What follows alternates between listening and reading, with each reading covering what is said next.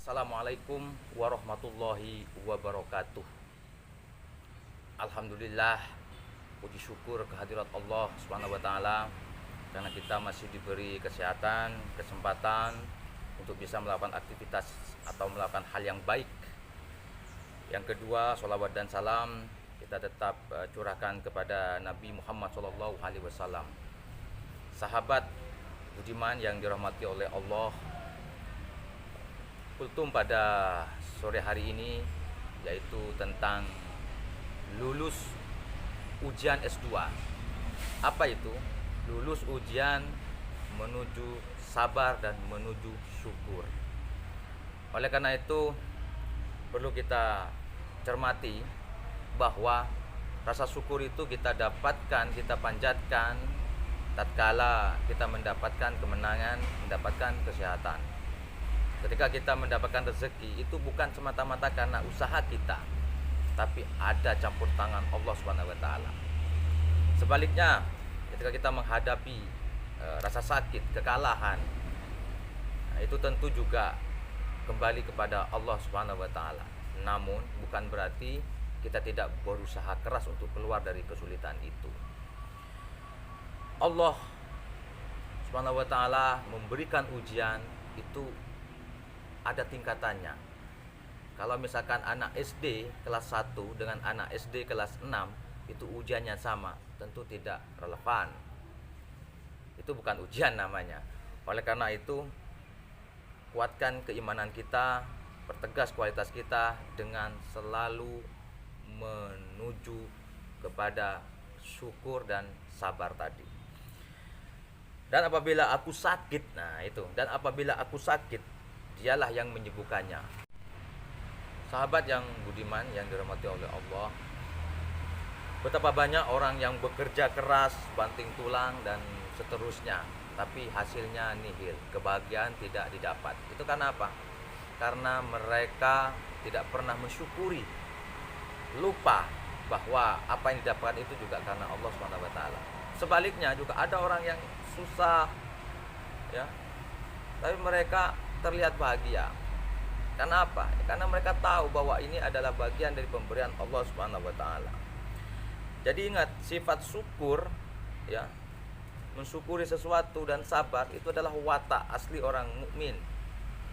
Sahabat budiman yang dirahmati oleh Allah Subhanahu wa taala, dalam surat Al-Baqarah ayat 286, A'udzubillahi minasyaitonirrajim. La yukallifullahu nafsan illa usaha laha ma kasabat ma 'alaiha maktasabat. Allah tidak akan membebani seorang melainkan sesuai dengan kesanggupannya. Ia mendapat pahala dari kebajikan yang diusahakannya dan ia mendapat siksa dari kejahatan yang dikerjakannya. Ini artinya apa? Allah selalu memberi ujian kepada hambanya itu berdasarkan pada tingkatannya, berdasarkan pada kualitasnya, sehingga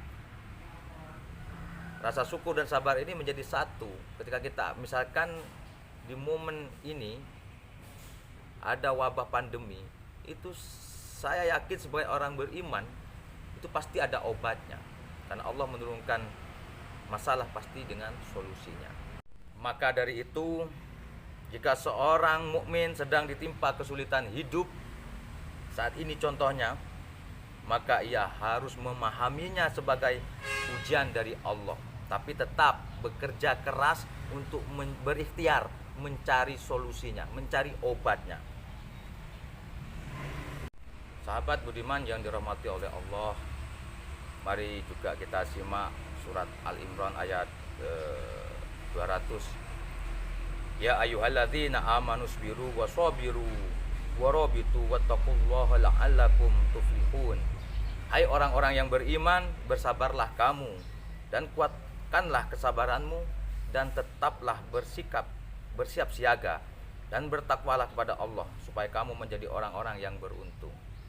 Jadi di sini jelas pesan dari Allah kepada kita di ujian yang begitu menguras energi, tenaga, pikiran serta apapun ini, mengalami krisis ekonomi, kita tetap kembalikan kepada Allah, tapi tetap berikhtiar, bersiaga, tidak usah panik.